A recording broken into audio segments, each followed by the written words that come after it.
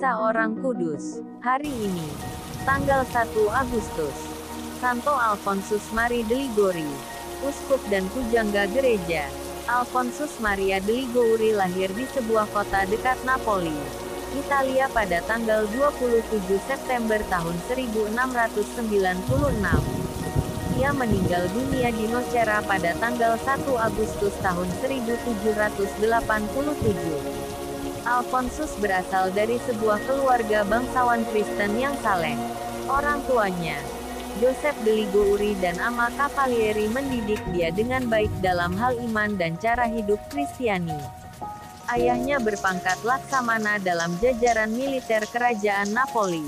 Oleh karena itu tidaklah mengherankan apabila Alfonsus memperoleh pendidikan ala militer dengan disiplin yang tegas. Maksudnya ialah agar ia terbiasa dengan pola hidup yang keras dan tidak manja.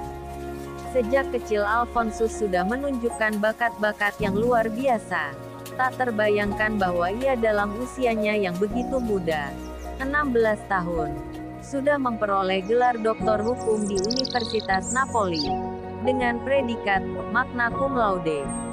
Karyanya sebagai seorang sarjana hukum dimulainya dengan menjadi advokat pengacara. Ia selalu menang dalam setiap perkara yang dibelanya. Karena itu ia banyak mendapat tanda penghargaan dari orang-orang yang ditolongnya. Pada tahun 1723, ia diminta membela satu perkara besar. Untuk itu ia berusaha keras mengumpulkan dan meneliti berbagai data tentang perkara itu. Namun keberuntungan ternyata tidak memihak dia. Karena suatu kesalahan kecil ia akhirnya dikalahkan oleh pengacara lawannya. Dengan muka pucat pasti ia beranjak meninggalkan gedung pengadilan. Ia mengalami shock berat dan selama 3 hari ia mengurung diri dalam biliknya merenungi kekalahannya.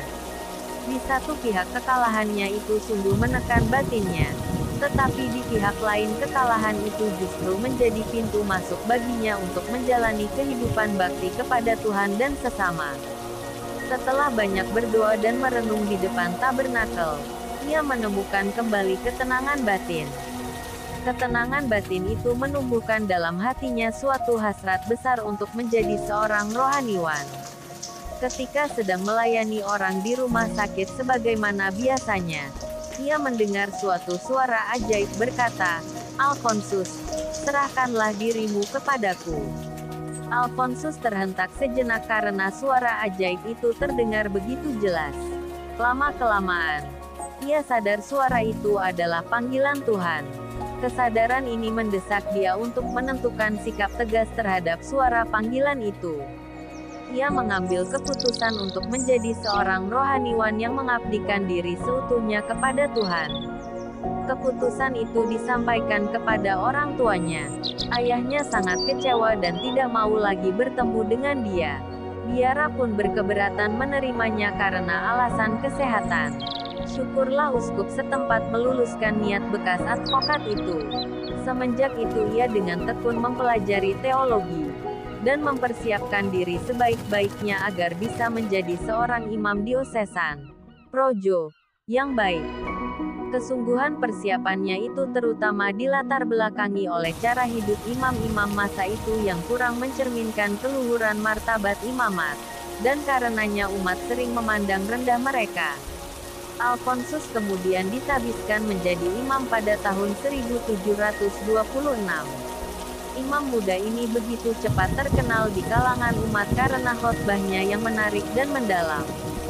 Selain menjadi seorang pengkhotbah ulung, ia pun menjadi bapa pengakuan yang disenangi umatnya. Karyanya sejak awal kehidupannya sebagai imam diabdikannya kepada orang-orang miskin dan pemuda-pemuda gelandangan di kota Napoli. Ia berusaha mengumpulkan mereka untuk memberi pelajaran agama dan bimbingan rohani. Pada tahun 1729, ia menjadi imam kapelan di sebuah kolose yang khusus mendidik para calon imam misionaris. Di sana ia berkenalan dengan Pater Thomas Falciola, seorang imam yang memberi inspirasi dan dorongan kepadanya untuk mendirikan sebuah institut baru. Kepadanya Pater Thomas Falciola menceritakan tentang para suster binaannya di skala yang menghayati cara hidup yang keras dalam doa dan mati raga. Terdorong oleh inspirasi dan semangat yang diberikan Pater Thomas Falciola, ia kemudian mendirikan sebuah tarekat religius baru di skala pada tanggal 9 November tahun 1723. Tarekat ini diberinya nama Sanctissimi Redemptoris, dan mengabdikan diri di bidang pewartaan Injil kepada orang-orang desa di pedusunan.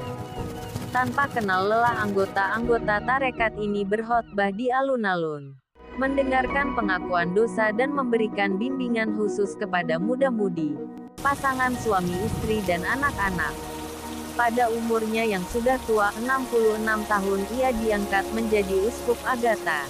Kendatipun ia sangat ingin agar orang lain saja yang dipilih.